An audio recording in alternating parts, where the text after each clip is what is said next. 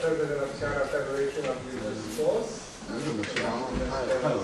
Education, Policy Regulation, and External Relations. My angle to look at this topic mainly from the policy perspective, and also from the strategy and the different models. I think that for this unique platform, we might debate around quite some issues that constantly draw us interest, hustles, and also the estimation for the future. I think that for today, my presentation, I mainly focused on the two issues. First one is how to view the university sports as one of the three cultivation of the young people, to prepare them for this 21st century, featuring with the globalization and the knowledge society. And the second topic will mainly from developing countries' point of view, how to have a more suitable model of the growth of the university sports, and also as a contribution for the professional sports athletes. Because after this 28th Olympic held in Beijing and the Paralympic, a lot of debate and discussion very hot on China's various circle of life, particularly in the internet website. You probably already noticed that. So I just want to share with you my personal perspective in that regard.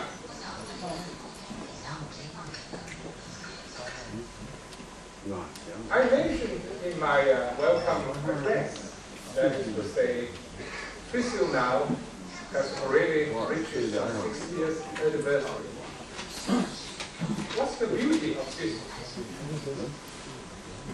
Professor Gali mentioned Kubernetes, his ideal and his dream, and the fundamental role for the sports. We know that in 1984, Olympic changed its model and way of doing that in a quite large way. It has achieved great success. Meanwhile, also aroused a lot of things that draws the general society concern. So many things, even though a lot of criticism, but coming out one after another. Anti-doping has become so much important. Why? Still, no matter how much punishment it has been given, still we cannot stop one after another trying for those kind of things. Scandals for getting the bid for world famous game,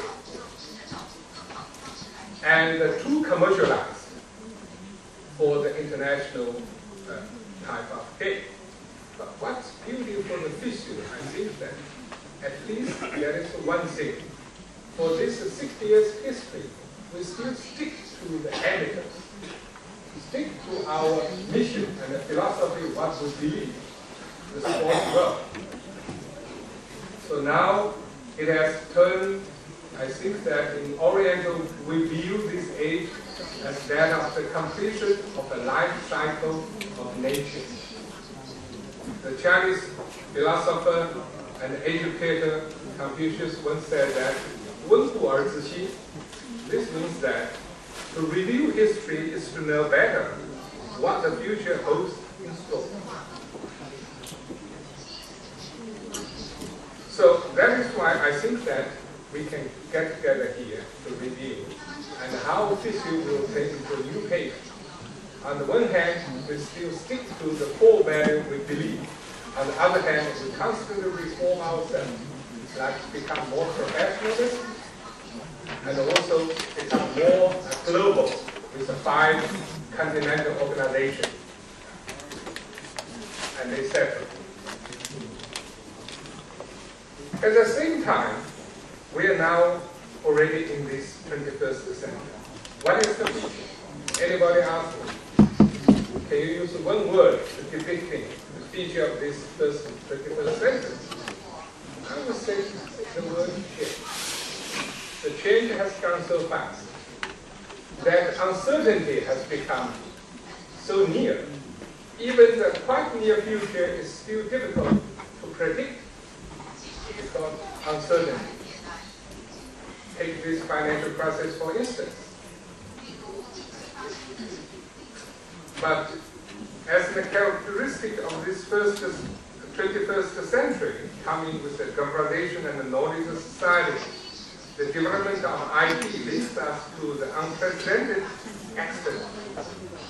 Nevertheless, threats such as the global warming and the recent economic financial crisis both remind us why globalization brings us positive effects, it also poses challenges to us. The big gap between the rich and the poor, the unpredictable crisis has 2 examples. So, I think that sports, particularly we have interest, now we're debating about winter sports, has a really a unique role to play. Sports play a unique role with the environment. Sports play a unique role interlinking the people with a different culture and different background of social system.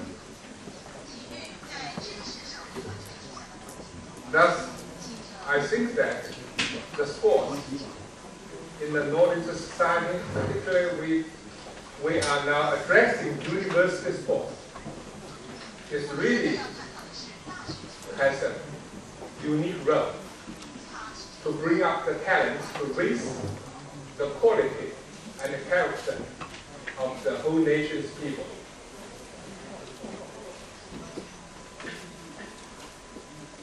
So that is why nearly every country has taken education together with the sport as a decisive development strategy. As more and more people and the government leaders and intellectuals realize that what we teach, what we learn, what we do in the school will shape the future of that city, that nation, and this world.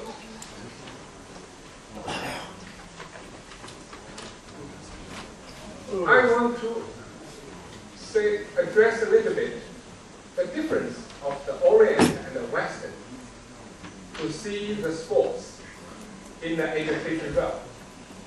On the surface, no matter you see China, Japan, Korea, Malaysia, India, in the Asian countries, we all say that the 3 cultivations are equally important. That is the intellect, intelligence cultivation, ethics, and moral. And thirdly is a sports education, physical education. But in reality, we have found that in the Oriental countries, particularly in China, intelligence education has been put into by a kind of nature force, put into more as the priority. While in the Western countries, Europe, America in particular, nearly every afternoon, 3 o'clock, students have a free time for sports. No matter it's the elementary school or the college student. So what is the result? Recently, last year in Lima, we lose the ministers of education of the ASPEC countries, 21 countries. Secretary of Education from America, and also from Russia, from Japan, Singapore, all these Pacific area countries, we have done through 4 years of research for the different models and the results of the education. And we found the 3 differences.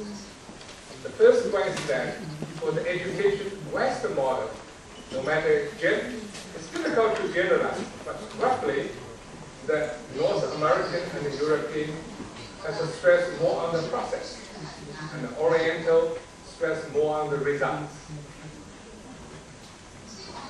Secondly, the Oriental country has given more stress on the basic knowledge grasping and the basic training, especially for the test exam. So they have done the exam excellently.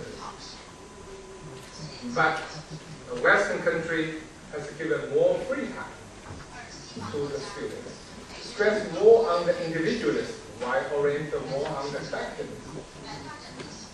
And also let students to be more innovative.